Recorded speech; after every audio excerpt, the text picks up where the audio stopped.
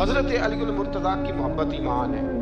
اور پھر ویسے بھی حضرت علی اتنے دانا ہیں. حضور علیہ السلام نے فرمایا اگر میں علم کا شہر ہوں تو پھر علی دروازہ ہے. علی باب علم کے شہر علم کے باب علی. امام صبوری کہتے ہیں ایک دن نا حضرت جبریل امین انسانی شکل میں مولا علی کے سامنے آ کے کھڑے ہو گئے. کون؟ حضرت جبرائیل علیہ السلام. حضرت جبریل امین کھڑے ہوئے انسانی شکل میں تو کہنے لگے علی یہ بتائیے کہ جبریل اس وقت کہاں ہے؟ انسانی شکل میں مولا علی سے پوچھتے ہیں. تو کچھ جو آج کل ہمارے شاگرد حضرات پڑھ جاتے ہیں نا تو وہ ذرا جلدی کرتے ہیں جواب دینے میں.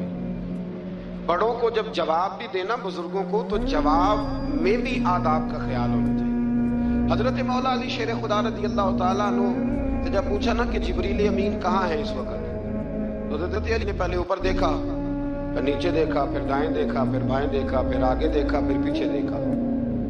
جواب فٹافٹ تیار تھا کہ آپ ہی تو ہیں لیکن ایسے جواب نہیں دیا. فرمانے لگے جناب نہ تو اس وقت حضرت جبریل مشرق میں ہیں نہ مغرب میں ہیں نہ شمال میں ہیں نہ جنوب میں ہیں نہ 7 زمینوں میں ہیں نہ آسمانوں میں ہیں. پھر بھی یہ نہیں کہا کہ آپ جبریل ہیں. فرمانے لگے بھئی زمینوں آسمانوں مشارق مغارب میں تو کوئی نہیں تو یا آپ جبریل ہیں یا میں جبریل ہوں. دونوں میں سے ایک ہے. تو حضرت جبریل امین مسکرائے فرمانے لگے نہیں آپ تو علی ہیں جبریل تو میں ہی ہوں. آپ علی. دیکھیں نا بہت سارے لوگ سوال کا جواب دیتے ہیں پر وہ آداب کو ملحوظ خاطر نہیں رکھتے. نبی پاک علیہ السلام نے ایک دن نماز 4 رکعتوں کی تھی تو حضور نے 2 پہ سلام پھیر دیا تو صحابہ سے پوچھا میں نے کتنی پڑھی ہے؟ عرض کرنے لگے یا رسول اللہ زیادہ پتہ تو آپ کو یہ ہے پر ہمیں لگتا ہے کہ آپ نے 2 پڑھائی. یہاں ایسے کرتا ہے کوئی؟ سوال ہی نہیں پیدا ہوتا. یعنی 1 منٹ سے پہلے امام غزالی ایک درویش کے مرید ہو گئے تھے تو بہت بڑے عالم تھے. آپ کو پتہ ہے عالم آدمی کا مرید ہونا اللہ ہی خیر کرے کسی کرامت سے کم نہیں ہوتا. بڑا مشکل ہوتا ہے. وہ کسی کی غلامی کرے وہ بڑا مشکل ہوتا ہے. مطلب کٹھن ماحول ہوتا ہے.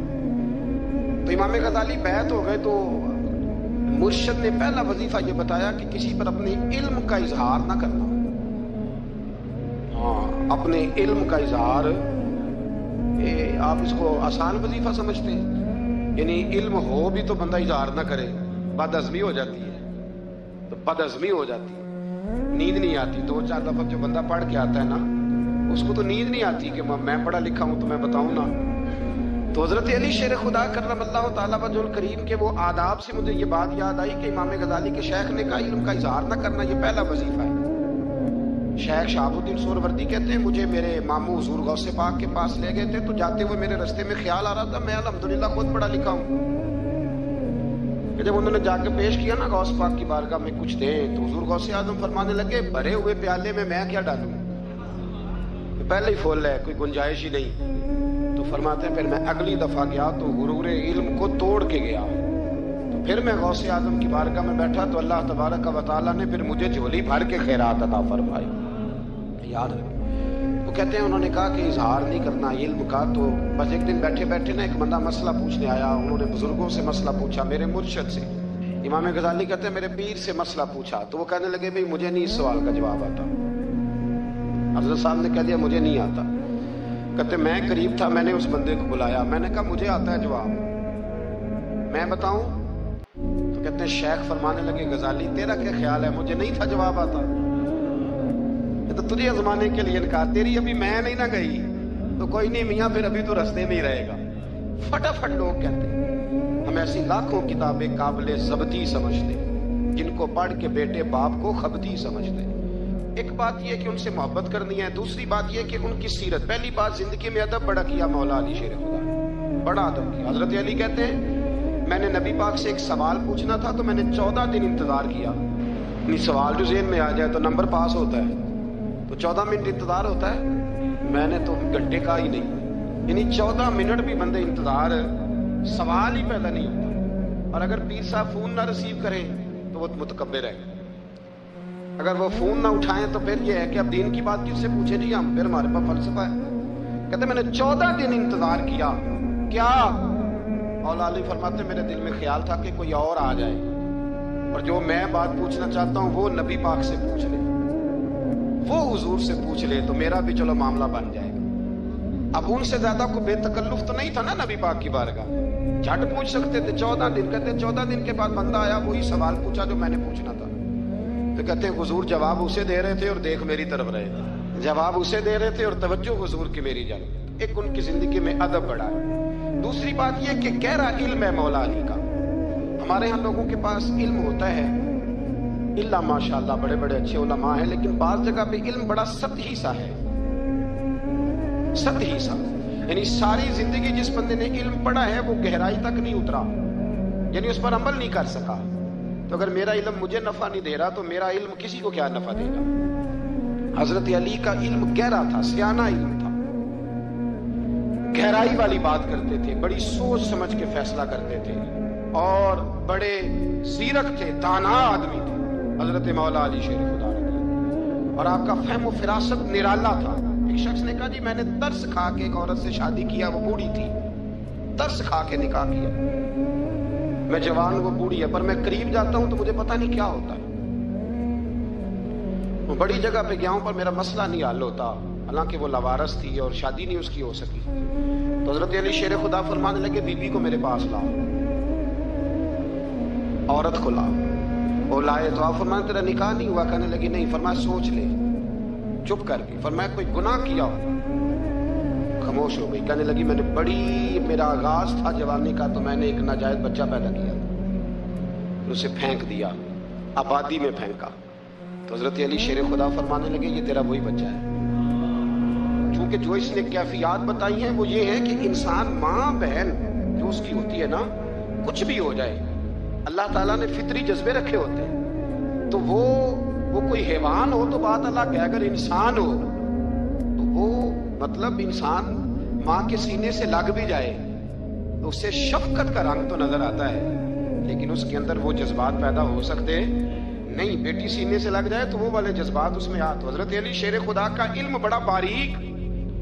तो आप फरमाने लगे मियाँ वो जो तेरा इसके ऊपर तरस आया ना, उसकी भी वजह यह है कि तेरा इससे कोई अज़ल से रिश्ता है, लिहाजा तुम्हारा निकाह ही मुनाकिद। इतना गहरा, सियाना और पेचीदा, यानी बातों की गहराई तक। आज हमारे बहुत सारे मेरी तरह के लोग तकरीर करते हैं तो वो अवामी नफ्सियात के मुताबिक बात नहीं कर पाते, क्योंकि हम जो तकरीर रट के आए हैं वो तो हमने तो इल्म जाहिर करना है और नारा लगवाना बड़ा शौक है। जब तक वो मतलब लोगों में शौक ना पैदा हो फिर बाद में गुफ्तगू होती है। आज मैं जलसा लूट लिया तो मैं कहा करता हूं कि जलसा लूटा नहीं जाता, जलसे में तो कुछ लुटाया जाता है, इल्म दिया जाता है, फहम दिया जाता है, शौक दिया जाता है। तो ये क्या मतलब बात हो?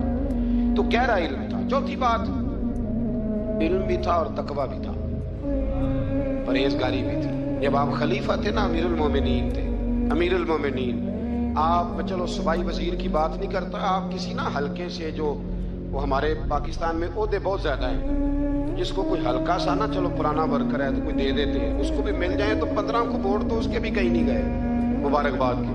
अल्लाह उसे पूछे कि तेरा असल में काम क्या है, तो काम कोई भी नहीं होता उसका, बोर्ड लग जाते हैं, पर क्या बात है जनाब, मौज बढ़ गई। हजरत अली अमीरुल मोमिनीन थे और कूफे के चौक में खड़े थे, कूफे के चौक में, और फरमा रहे थे कि भाई ये मेरी ज़िरा है, बड़ी कीमती है, ये कोई बंदा खरीद ले। किसी ने करीब जाके पूछा अमीरुल मोमिनीन क्यों बेच रहे हो? तो फरमाने लगे मेरी तामत पुरानी हो गई है, अब ना इतनी पुरानी हुई है कि इस पे पेबंद लगने की भी जगह कोई नहीं बची, अगर ये फटने के करीब न जाती तो मैं ज़िरा ना बेचता। इमाम हसन रज़ी अल्लाह तआला अन्हु कहते हैं मेरे अब्बा जी खजाने का सारा मुंह खोल के अल्लाह के बंदों में बांट के तो उस कमरे में 2 नफल पढ़ के कहते थे या अल्लाह गवाह हो जा, मैंने कौम की अमानत कौम पे खर्च कर दी है। ये परहेजगारी, ये तकवा, ये ज़ौक़ हजरत मौला कायनात शेर खुदा अली मुर्तज़ा रज़ी अल्लाह तआला अन्हु। हमारे यहाँ ना हमने बांट दिए हैं चीजें, यानी कोई बंदा ज़्यादा हजरत अली के नारे लगाने लग जाए तो लोगों को शक पड़ जाता है। तो एक बंदा मेरे कान में कहने लगा 2-3 दिन से यहाँ अली अली हो रही है कान में। अब बड़ी जल्दी हमारे थर्मामीटर वाले लोग भी बड़े तैयार बैठे रहते हैं, कहने लगा 2-3 दिन हो गए यहाँ अली अली हो रही है। मैं क्या दुआ कर हुंदी रवे। तो کہنے لگا آپ نے کوئی وضاحت نہیں کی. میں کہا تینوں اصل وضاحت کی لوڑ نہیں, تینوں کسی اور شے دی لوڑ ہے. عجیب بیوقوف آدمی ہے بھائی. ان لوگوں کا تو رشتہ ہی کوئی نہیں مولا علی شیر خدا کے ساتھ. اور ہم جو ہیں ہم تو مرید ہیں مولا علی شیر خدا. اعلیٰ حضرت فرماتے ہیں کہ حضور سے پہلے بھی جس کو ولایت ملی ہے وہ مولا علی کے صدقے ملی ہے, اور قیامت تک جسے اللہ ولایت دے گا وہ مولا علی شیر خدا کے قدموں کی خیرات کی برکت سے دے. ایک سلسلہ علیہ نقشبندیہ ہے جو حضرت ابوبکر صدیق سے انسلاک کرتے ہیں, باقی تو تمام سلاسل کو سارا فیض ہی مولا علی شیر خدا سے. آپ یہ کیسی بات کریں گے کہ جناب وہ فلانے کا آپ آؤ جی. میں نے اس سے کہا کہ شاید میرا دعویٰ کوئی نہیں, اور میری جو اپنی تھوڑا بہت مطالعہ ہے نا, میں انسائکلوپیڈیا ہوں حضرت عمر فاروق کا. مجھے جنون ہے حضرت عمر فاروق سے محبت, جنون ہے. اور میں نے ایک دفعہ سکیچ صرف ابھی بنایا ہے, تو شاید میں 2 جلدوں میں کتاب لکھ دوں حضرت عمر فاروق. یعنی شاید ان کے حالات پر کوئی ایسی کتاب جو دنیا میں چھپی ہو اور میں نے دیکھی نہ ہو, شاید وہ جس ذریعے سے. اور آپ میری گفتگو سن لیں, شاید ہر دوسری بات میں حضرت عمر کی کرتا ہوں, لیکن ایک بات پکی ہے کہ مرید میں مولا علی شیر خدا کا. یہ بات میاں پکی ہے, اس میں شک کوئی نہیں نا. اس لیے کہ حضور کے بعد فیض مولا علی سے, پھر امام حسین سے, پھر امام زید. یہ ہمارے بزرگوں نے ہمیں شجرہ یہ دیا ہے. تو آپ وہ جو بات جہاں ہے وہ وہاں ہے. حضرت ابوبکر صدیق کے بارے میں جو شک کرے پکا بے ایمان ہے. اور اس میں تو بات پکی ہے نا کہ حضور نے فرمایا علی تجھے دیکھنا بھی عبادت ہے اور تیرا ذکر کرنا بھی عبادت. تو خدا کے بندو علی علی نہ کریں, ہم تو مر جائیں. کوئی جگہ ہی نہیں ہے سوائے حضرت علی شیر خدا کے ذکر کرنے کے. تو یہ کچی کمزور باتیں نہ کرو. یہ کوئی عجیب بات ہے کہ جی وہ اگر علی علی زیادہ کیا تو کوئی فلانے طبقے سے تو نہیں. تو یہ ایسی کمزور بات آپ کیوں کرتے ہیں میاں؟ یہ آپ عجیب آپ نے بحث چھیڑ دی لوگوں نے. تو یہ کوئی ایسا مسئلہ نہیں. زندگی میں یاد رکھو, جس کی زبان پہ علی علی زیادہ رہتا ہے نا, اس کی زبان پہ نبی نبی بھی زیادہ ہی رہتا ہے. ختم ہو گئی بات. تو ان چکروں سے باہر آئیں, آپ باہر آئیں ان چکروں سے. اور اسی طریقے سے میں نے کہا تھا کہ ہم کوئی ترازو لے کے نہیں بیٹھے ہوئے کہ فضیلت کس کی زیادہ ہے. اما عائشہ صدیقہ جو ہیں وہ مومنوں کی ماں ہیں, اور اس میں کوئی دوسری رائے نہیں کہ اس خاتون کے امت مسلم پر اتنے احسانات ہیں کہ دنیا گن نہیں سکتی. لیکن یہ ہے کہ رسول کریم نے فرمایا ہے کہ فاطمہ میرے جگر کا ٹکڑا ہے. اب میں ترازو لے کے بیٹھ جاؤں کہ حضرت فاطمہ کی شان زیادہ ہے یا حضرت عائشہ کی, تو میں بیوقوف ہی ہوں نا. اس لیے کہ یہ میری ذمہ داری نہیں, یہ تو بات ان کی ہے نا. میں نے ایک بات سنائی تھی آپ کو پیر سید فیض الحسن شاہ صاحب کی, عالم شریف والے پیر صاحب سے کسی نے پوچھا کہ حضرت فاطمہ افضل ہیں کہ سیدہ عائشہ؟ تو آپ فرمانے لگے پہلی بات تو یہ کہ تجھے یہ سوال ہی نہیں کرنا چاہیے تھا, اور اگر تو نے کر لیا ہے تو پھر جواب سن لے. فرمانے لگے فاطمہ زوجہ ہیں حضرت علی کی, اور عائشہ زوجہ ہیں نبی پاک کی. تو علی کی زوجہ نبی کی زوجہ سے افضل نہیں ہو سکتی. اور پھر فرمانے لگے عائشہ بیٹی ہے ابوبکر صدیق کی, اور فاطمہ بیٹی ہے مصطفیٰ کریم کی. تو ابوبکر کی بیٹی نبی کی بیٹی سے افضل نہیں ہو سکتی. وہ بندہ کہنے لگا حضرت جی رزلٹ کیا نکلا؟ کہنے لگے گھر جا کے کٹدا رہے. تینوں گل دس چھڑی ہے, اب تو گھر جا اور رزلٹ گھر جا کے نکالتا رہے. میں نے تو تجھے نا بتا دیا ہے کہ جو اصل بات ہے وہ یہ ہے کہ ابوبکر صدیق کی بیٹی نبی پاک کی بیٹی سے افضل ہو سکتی نہیں, اور علی المرتضیٰ کی زوجہ نبی پاک کی زوجہ سے افضل ہو سکتی.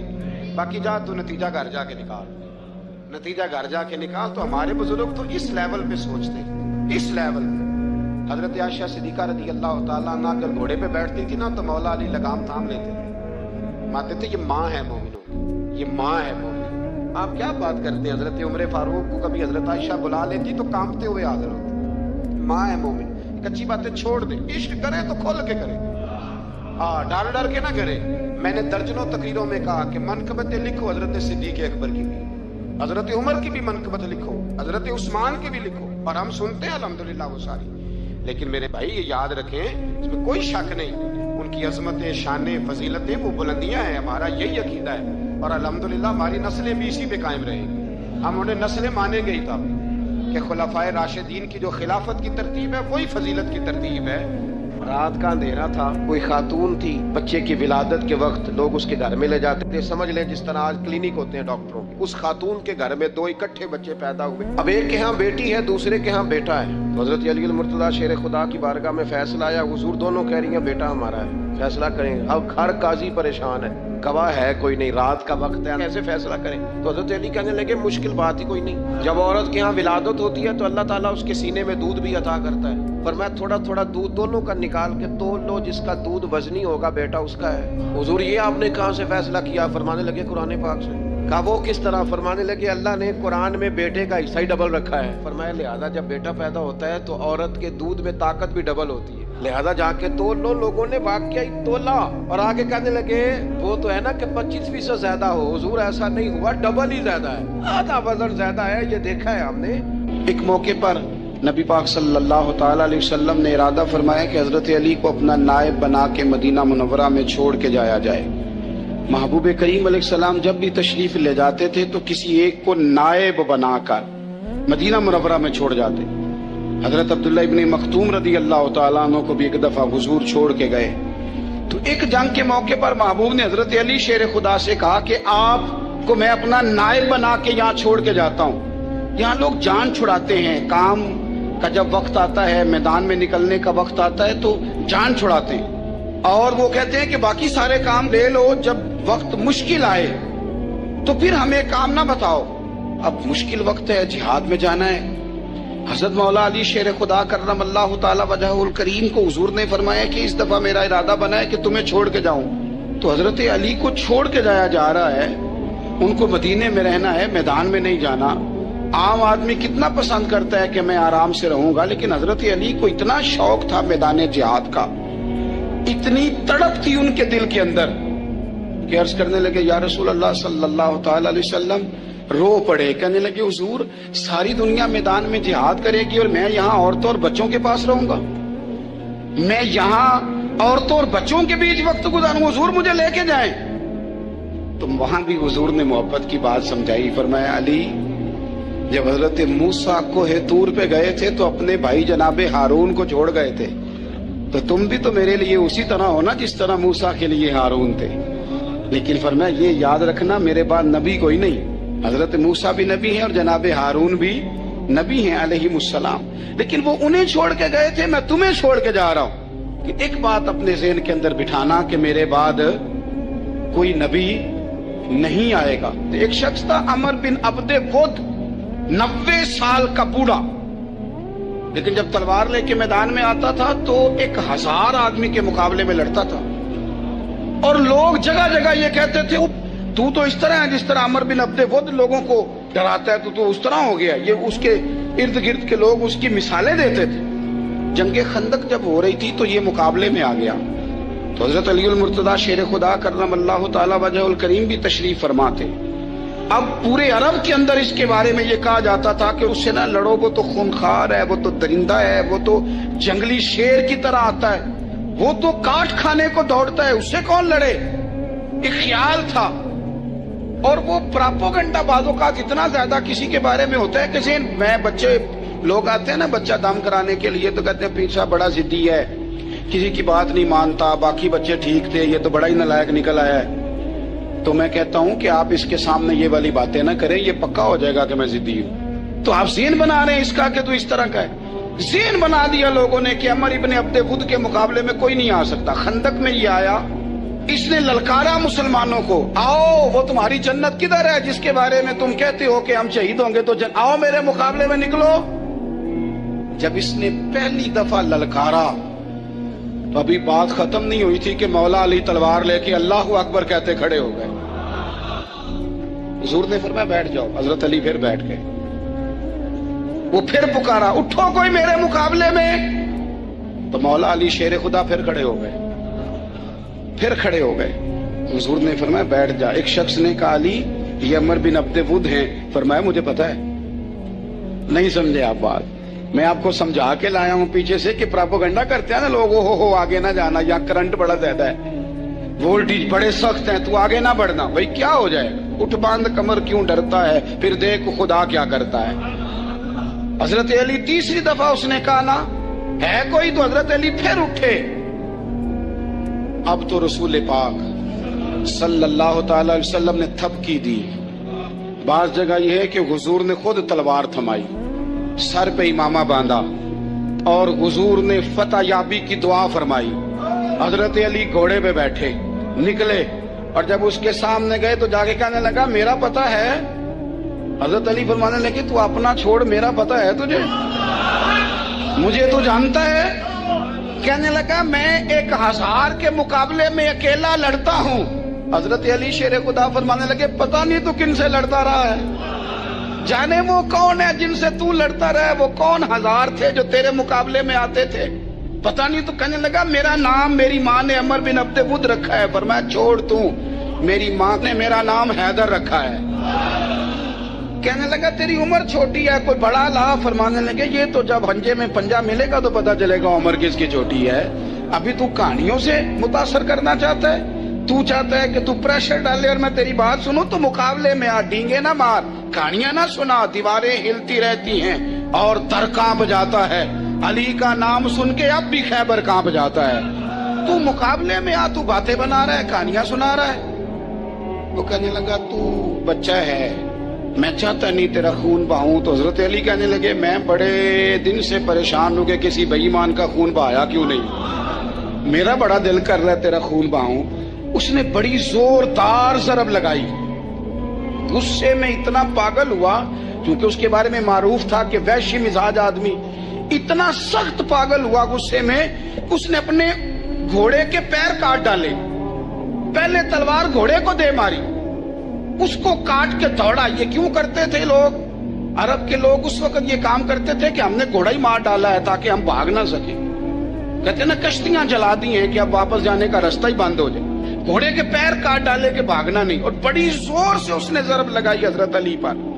हजरत अली ने जब रोकी तो वो ढाल टूट गई हजरत मौला अली की, और आपके इमामे को उसकी तलवार भी लगी। आपने फरमाया दिखा लिया तूने जोर, अब मेरी बारी है। हजरत मौला अली शेर खुदा का कद बज़ाहिर छोटा था। सहाबा कहते हम दूर से देख रहे थे, अल्लाहु अकबर कह के थोड़ा सा जमीन से वो उठे, थोड़ा सा उठे, और फिर दोबारा नहीं उन्हें तलवार चलानी पड़ी, एक ही ज़रब लगाई और उसके 2 टुकड़े करके उसे जमीन पे फेंक दिए। तो अजीज दोस्त, आप याद रखेंगे इस बात को कि अपनी जिंदगी के अंदर मरूब होना छोड़ दें। रोब में तातारियों ने मुसलमानों को मरूब कर लिया था।